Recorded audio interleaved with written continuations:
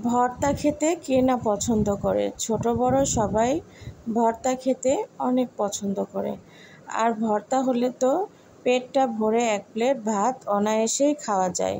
আজকে আপনাদের মাঝে নতুন একটি ভর্তা রেসিপি নিয়ে চলে এসেছি। জানি না কেউ কখনো এই ভর্তাটা খেয়েছেন কি না, তবে চলুন আজকে ভর্তাটা তৈরি করতে চলে যাই।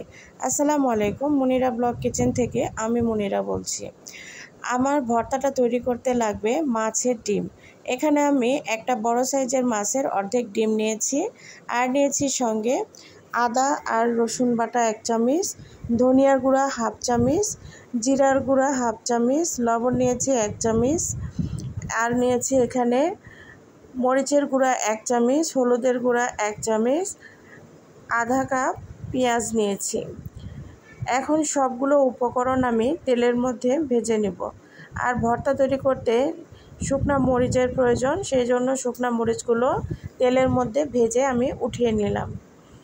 এখন ফ্রাই প্যানের মধ্যে তেল দেওয়া ছিল, সরিষার তেল অবশ্যই দিবেন। সরিষার তেল না হলে তো ভর্তা খেতে ভালো লাগে না। সবগুলো উপকরণ আমি এখন তেলের মধ্যে দিয়ে দিলাম, দিয়ে এখন নেড়েচেড়ে মাছের ডিমগুলোকে ভালোভাবে ভেজে নেব। মাছের ডিমে কিন্তু অনেক পুষ্টি থাকে, এটি বাচ্চাদের জন্য বা বড়দের জন্য খুব উপকারী একটি খাবার। তবে মাছের ডিমটা অবশ্যই রান্না করার সময় একটু সময় ধরে রান্না করে নেবেন। কাঁচা থাকা অবস্থায় মাছের ডিমটা খেলে কিন্তু পেটে হজমে সমস্যা হয়। এর জন্য আপনারা চেষ্টা করবেন মাছের ডিমটাকে একটু বেশি সময় ধরে ভেজে নেওয়ার বা রান্না করে নেওয়ার। তো এইভাবে ঢাকনা দিয়ে ঢেকে আবারও ঢাকনা উঠিয়ে মাছের ডিমটাকে আমি ভালোভাবে ভেজে নেব। এভাবে একটু নেড়েচেড়ে লাল লাল করে ভেজে নিতে হবে। এখানে আমি কয়েকটা কাঁচা মরিচও দিয়েছিলাম। কাঁচা মরিচগুলো একটু ভেঙে দিয়েছি, দিয়ে তেলের মধ্যে এভাবে মাছের ডিমগুলোকে নেড়েচেড়ে ভেজে নেব। এই রেসিপিটা কে কে ট্রাই করেছেন অবশ্যই কমেন্ট করে জানাবেন। আর যারা কখনো ট্রাই করেননি, এভাবে একবার হলেও খেয়ে দেখতে পারেন। আমি আপনাদের কথা দিচ্ছি অনেক ভালো লাগবে। এই ভর্তাটা গরম গরম ভাতের সঙ্গে অসাধারণ লাগে খেতে। ভর্তা ছাড়া তো আমার একদিনও চলে না। প্রত্যেকটা দিনের জন্য আমার একটা করে ভর্তা থাকেই। তো আপনারা যদি এইভাবে মাছের ভর্তা তৈরি করে খেতে পারেন তাহলে বুঝবেন যে ভর্তার টেস্ট কাকে বলে। তো মাছের ডিমটাকে আমি এইভাবে ঢাকনা দিয়ে ঢেকে ঢেকে একটু সময় নিয়ে ভেজে নিচ্ছি। এখন মাছের ডিমটা আমার হয়ে এসেছে, দেখুন মাছের ডিমটা থেকে তেল ছাড়ছে। তো এখন আমি আর কিছুক্ষণ নেড়ে চেড়েই মাছের ডিমটাকে উঠিয়ে নেব।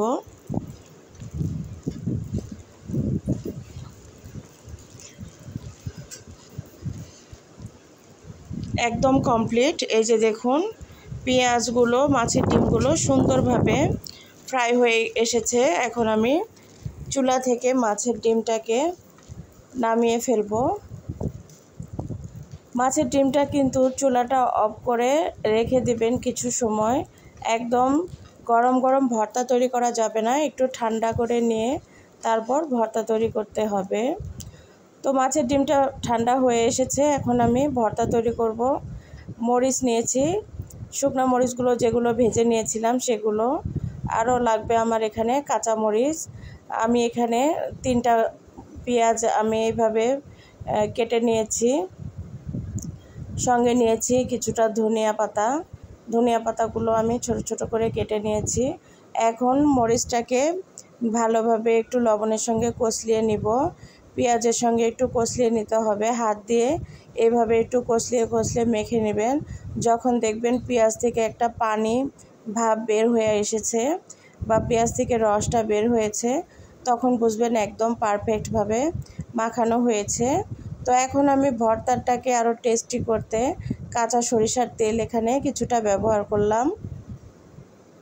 এখন মাছের ডিম, পেঁয়াজ আর ধনিয়া পাতা সবগুলো একসঙ্গে হাত দিয়ে আলতো হাতে মেখে নেব। এখানে চেপে মাখার কোনো প্রয়োজন নেই, আলতো হাতে একটু নেড়েচেড়ে মেখে নিলেই ভর্তাটা একদম রেডি। অনেকটা বালা চাও পরবর্তীতে যে ভর্তাটা তৈরি করে ওই রকম আর কি। তো এই ভর্তাটা দিয়ে বিশ্বাস করেন খেতে যে এত ভালো লাগে তা বলার মতো না।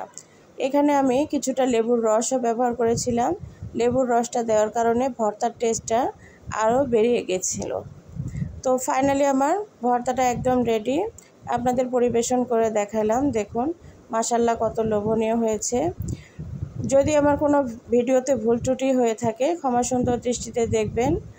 আর অবশ্যই কমেন্ট করে জানাবেন ভর্তাটা কেমন হয়েছিল। সবাইকে অনেক অনেক ধন্যবাদ। এই ভর্তাটা শেষ করলাম। আর একটা আপনাদের সঙ্গে রেসিপি শেয়ার করছি।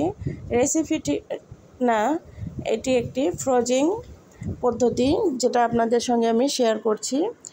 এখানে আমি দুইটা পদ্ধতিতে কাঁঠাল ফ্রোজিং করা দেখাবো। এখন তো বাজারে অনেক কাঁঠাল পাওয়া যাচ্ছে। তো কাঁঠালগুলো অনেক অফ সিজনে কিন্তু খেতে ভালো লাগে।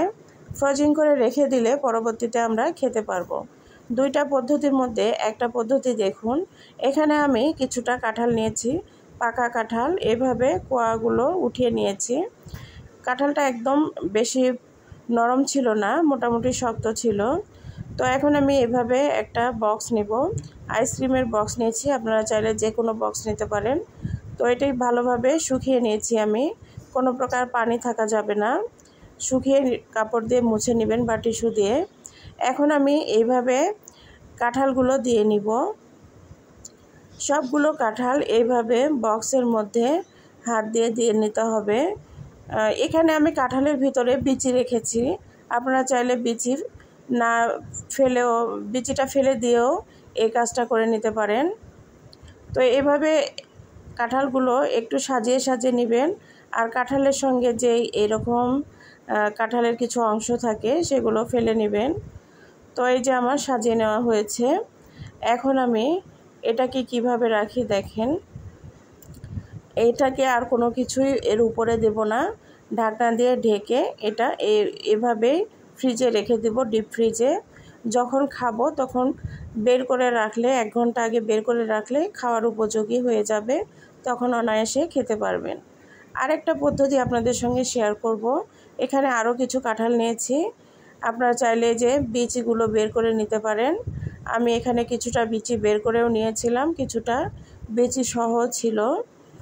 তো এই কাঁঠালগুলো দেখুন এখন আমি রাখবো। একটা প্লাস্টিকের বক্স নিয়েছি। প্লাস্টিকের বক্সটাতে এখন আমি কাঁঠালগুলো দিয়ে রাখবো।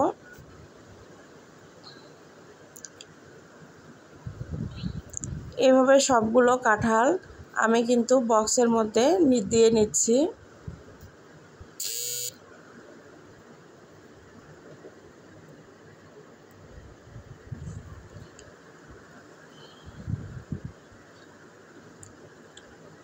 সবগুলো কাঁঠাল দেওয়া হয়ে গেলে এখন আমি উপর থেকে টিস্যু পেপার দিয়ে দিব।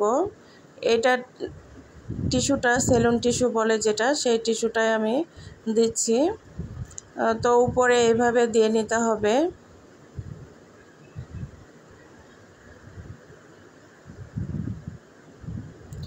এভাবে টিস্যু দিয়ে উপরে ঢাকনা দিয়ে ঢেকে নিলেই রেডি হয়ে যাবে আরেকটা পদ্ধতি।